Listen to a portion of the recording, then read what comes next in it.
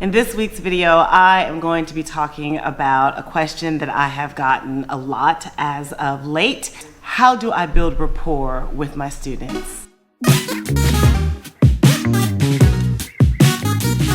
Hi everyone, my name is Leah. Welcome to my channel. If you are interested in what life looks like living and working abroad, this channel's for you. I really want to do this video in this classroom, but it is hot. It is 92 degrees. This is probably going to be a moving video. I ask you guys to be patient with me if you hear noise in the background, but I'm going to melt if I continue to stay in this classroom. Not the prettiest view, but hopefully you're just here for the content. One of the most important things that you can do as a teacher is build rapport with your student. Building rapport not only establishes a relationship with your student, but it also adds higher participation and more enthusiasm and motivation while you're in your classroom. So for many teachers, it may be your first time in the classroom, it may be the first time that you've had this particular age group, you're working with a new school or a new country for that matter. I'm going to share with you today the 5 strategies that I have used over the last several years teaching in Vietnam and South Korea and now Taiwan. They have worked across the board starting with ages 3 through 17 and the environment of whether it is a public school, a private school, or a cram school didn't affect the outcome on how receptive the students were. The biggest piece of advice that I can give you is get to know who your students are as individuals outside of just being your students. So this can be done in many ways. You can do icebreaker games during the first couple days of school. You can have them write a paper that talks about their hobby and the things that they like to do. But I do find that those strategies are really short-lived because they are in the classroom. It is much more organic, and I've gotten better reception when I get to know my students outside of the classroom. So outside of the classroom is the perfect opportunity for you to see who your students really are and what they really enjoy. For little ones like kindergartners, this is going to be really easy because they are brand new to the school system and they are very receptive. For my older elementary children and my middle school and my high school students, establishing rapport is going to require you to put forth some effort. Outside of the classroom, they are prioritizing things that are of interest to them. So that is their friendships, the music they listen to, the videos that they're watching on their phone while they're passing from one class to another. They are doing things that they want to be doing, not things that are mandated for them to do because they're a student in your class. It is more likely that they will share with you what they are excited about during that time. So this is the perfect opportunity to get to know them. One of the things I like to do is to make sure that I create a lesson where I have 1 to 2 minutes left over at the end of class. And then I'll say something like, oh, we have time left over. You know what is some good music here to listen to?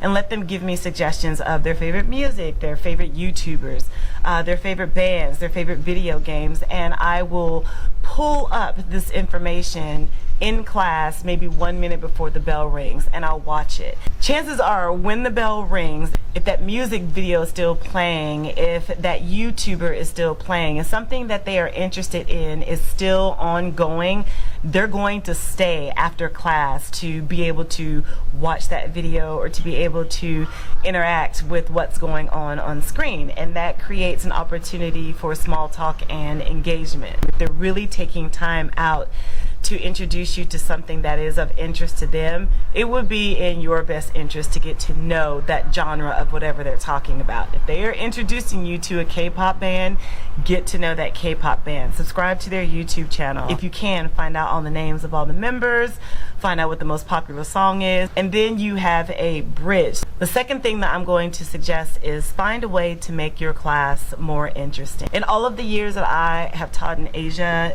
the countries and the schools that I have taught in, students are basically given a routine structure, and that is the teacher stands at the front of the classroom, they point to the information for the students to know, they tell them what they need to know, and then the students memorize it. I personally think that a classroom should be a place for fun, and it should be a place that is engaging, and it should be a place that your students look forward to coming to. Find a way to engage, to speak with your students and not at them. This creates a really good environment for building a rapport. Number 3, exchange cultures.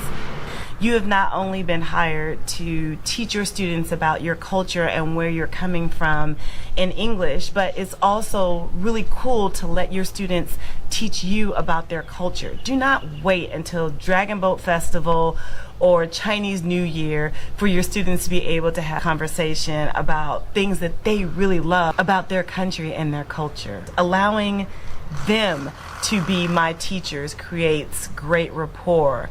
I have students that come in during my classroom break to teach me like the colors or fruits in their language. That may sound like, oh, that's very nice, but I need to point out, most of the students that come and talk to me in break, they're not my students. I don't know who these kids are, but I look forward to them and I have a lot of fun and I learn a lot of the language. Another thing that creates rapport in my classroom is being aware of the learning style of my students.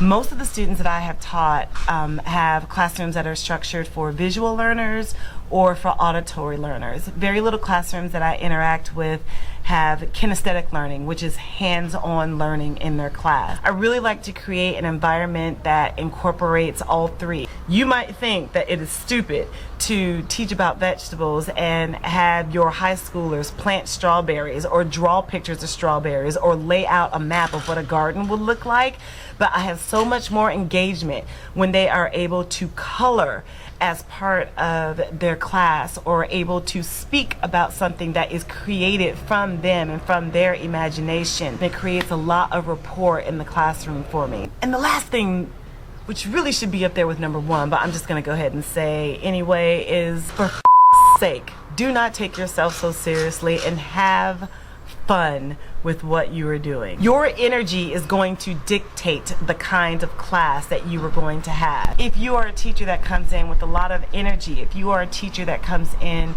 with going with the flow, that is going to make a difference on how your students respond to you. If you have a lesson and you are teaching about animals that live in the sea and your students get fixated on sharks, they want to talk about it and they want to learn about it, or they have information to share with you, scratch the lesson plan and talk to them about sharks.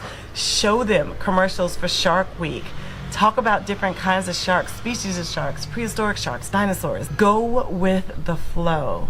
Engage them in the moment that they are creating and that they're having fun with, because in the end you are getting them to talk, you are allowing them to conversate with you with something that they are excited and passionate about, and you are getting them to write about something that they're excited about, or maybe draw a picture, or maybe even learn something new. I would also encourage you to share stories about your life. One thing that I think that new teachers don't give themselves credit for is the immense curiosity that your students are going to have about you. They may not say it because they haven't gotten to know you, but they are extremely curious about who you are and who you will be in their life. Also, here is my advice for the teachers that are part of the 3-school program like I am, where you only get to see your students once a week.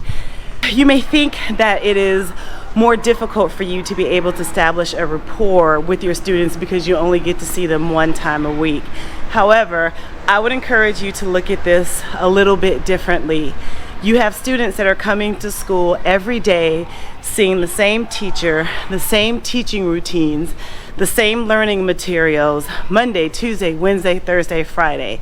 And then they get to see you. You are someone who is breaking the monotony of what they have to go through every day. Your class is something different. My students, at least as far as I can tell, they are excited to see me, as excited as I am to see them. I have great participation in class and I really enjoy them, and I think that they enjoy me as well. So I hope these tips and small pieces of advice gave you some pointers that you can at least begin to think about how you would like to incorporate in your classroom, if you do want to incorporate in your classroom. That being said, not all classrooms are created equally. There are going to be some classes that you might have challenges with as well. In addition to establishing rapport, it's also important to make sure that you have discipline in the classroom. And if you would like some tips and suggestions on how you can set up expected behavior your first day of school, coming out of the box, you should watch my next video. See you there.